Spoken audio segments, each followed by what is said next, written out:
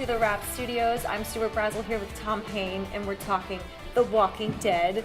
So, your character, tell me what you can say, but you're like this little escape artist. Yeah. Where are you right now? Right now, I'm not on top of the truck, which was the last place that you saw me. And so, unless I've added very, very fast running to my resume, I'm probably somewhere around the sanctuary right now. I'd love to talk a bit about how, in the comic book series, your character is gay, and you've talked a little bit about it.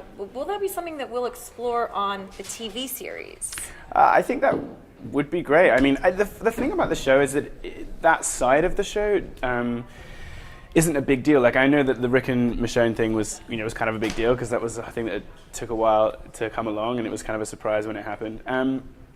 I think if Jesus' sexuality does come up in the show or get talked about, I don't think it'll be in any kind of big, dramatic, oh wow, this is how this person is in their private life way. And I don't see any reason why they wouldn't follow the comic books, really. And I think that would be awesome. I think it would work. So Jeffrey Dean Morgan, have you got to spend time with him, and can we expect any scenes together? Well, we're all around. His character's fantastic, obviously. His character's great. And he's managing to pull off this amazing thing about still being popular and well-loved and liked by fans, even though on the show he's like this awful guy who's killed two of the main characters. He's terrible, but he's still sexy. Yeah, he manages to pull that off. We obviously have seen each other since we're on the same show, and we all hang around in the same areas. And I've seen him at shows and stuff. I'd love for that. In the comic books, there's a great fight scene that happens between Jesus and Negan, and I think that would be really interesting to explore on the show, purely based on like the height differences between the two. And I worked on that in my training in case that came up. I was like, oh, well, how would Jesus approach like a fight with Negan? And we came up with a bunch of ways, if it were to occur, that he could come out triumphant. That's cool. So fight training, what was that like, and how long did you train for it?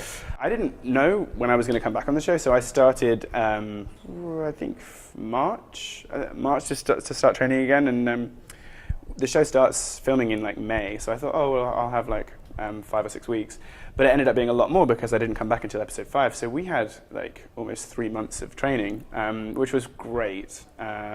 Because you need to keep repeating stuff for it to come and get into your body and stuff. And I was doing boxing training to supplement the martial arts training I was doing. So I was really grateful that that I had that opportunity to train as much as I did before I came back. So don't mess with you. Yeah. Basically, okay. Basically, yeah. Noted. Just, So what can you tell us that you haven't told anyone else about this upcoming mid-season finale? I think what's going to play out.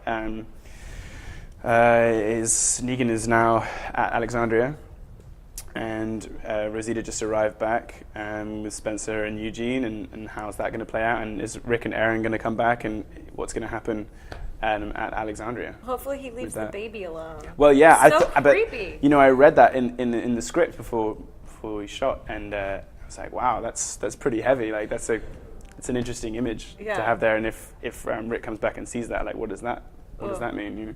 Well, fingers crossed the baby's safe. Thank you for coming by and talking to us, and I'm excited to see where you pop up from and what you're up to. He's always popping up somewhere. Yeah, he's doing something.